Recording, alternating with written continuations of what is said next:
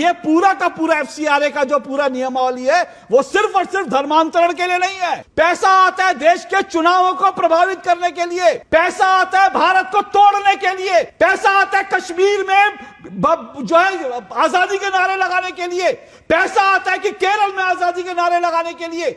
अगर भारत को तोड़ने के एजेंडे के नाम पर पैसा आता है तो उसके लिए एफसीआरए को क्यों खड़ा नहीं किया जाए? आपने पिछले 12 साल में देश के किस कानून का मिसयूज नहीं आपने छाती पीटी है? और छोड़ दीजिए 12 साल, देश में जब से दहेज कानून बना है तब से बात होती है दहेज कानून का मिसयूज हो रहा है। देश में जब से महिला उत्पीड़न कानून बना है तब से बहुत सारे लोग कहते हैं महिला उत्पीड़न कानून का दुरुपयोग हो रहा है। किस कानून के दुरुपयोग की बात नहीं करते आप लोग? और आप लोग क्या बहुत सारे कानून के दुरुपयोग की बात, बहुत सारे आम लोग हैं। तो सवाल ये, एक मिनट रुकिए विवेक जी, ना एक मिनट रुकिए। तो मतलब कानून का दुरुपयोग हो सकता है इसलिए भारत कानून बनाना ही बंद कर दे। भारत जो है कहे कि नहीं आपको पैसा मिलता है, हम कोई पूछताछ नहीं करेंगे, कोई कानून नहीं बनाएंगे। क्यों? क्योंकि कानून का दुरुपयोग हो सकता है। मैं फिर से पूछ रहा हूं भाई, अगर किसी विदेशी संस्थाओं से पैसा लेने वाली 20,000 एनजीओ से अगर यह पूछा गया कि भाई अपना हिसाब दे दो, उन्होंने हिसाब नहीं दिया, तो मेरा सीधा सा सवाल है, क्या उस ऐसी संस्थाओं को देश में काम करने का अधिकार है जो एफसीआरए के तहत पैसा लाएं लेकिन हिसाब ना दें, चंदा लाएं लेकिन चंदे का बताएं नहीं धंधा क्या किया? इतनी आजादी देश में चाहिए क्या? मेरे पास रिपोर्ट है, 20,000 संस्थाओं ने अपने पैसे का हिसाब नहीं दिया। मेरे पास रिपोर्ट है।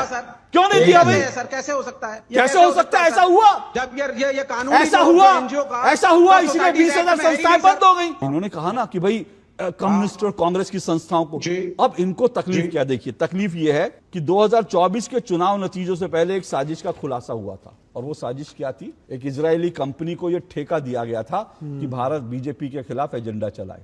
करोड़ों रुपए उसमें डाले गए थे। और आपको पता है उसको लेकर किस तरह से यूट्यूब और गूगल और जो बाकी एक्स अकाउंट्स हैं इनको कैसे प्रभावित करने की एक एजेंडा बनाने के लिए।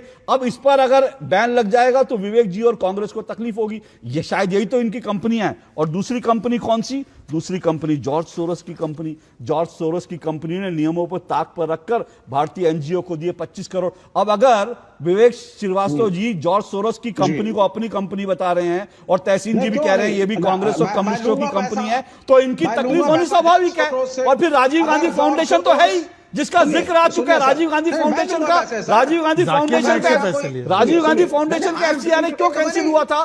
क्योंकि उसने चीन से एक कॉन्ट्रैक्ट साइन करके पैसा ले लिया, लेकिन वो कॉन्ट्रैक्ट क्या आज तक नहीं पता। इस चक्कर में उसका एफसीआरए कैंसिल हो गया। तो भाई आप अगर चीन से पैसा लोगे, आप अगर और अभी जो है अमेरिका के राष्ट्रपति डोनाल्ड ट्रंप ने सीधे बताया कि भारत के चुनावों को प्रभावित करने के लिए, भारत में किसी विशेष पार्टी को लाने के लिए करोड़ों मिलियन डॉलर जो है वो वहां पर रखे गए थे। अब ये कैसे आते? ये एनजीओ के मार्फत आता है। ये पैसा कैसे आता है? ये एनजीओ के मार्फत आता है। और एनजीओ के मार्फत आता है और उसके बाद आता है कि हम यहां स्कूल चलाएंगे। लेकिन पैसा जाता कहां है? पैसा जाता है यूट्यूबर्स को, पैसा जाता है अखबारों को, मीडिया को। पैसा किसको जाता है? पैसा कन्वर्जन के लिए जाता है। पैसा किसको जाता है? पैसा इलेक्शन में प्रोपेगेंडा बनाने वालों को जाता है। अब इस पर रोक लगेगी। इसको लेकर जब प्रावधान किए गए तो इनको तकलीफ हो रही है, क्योंकि पैसा दरअसल इनडायरेक्टली इन्हीं के लिए आता था।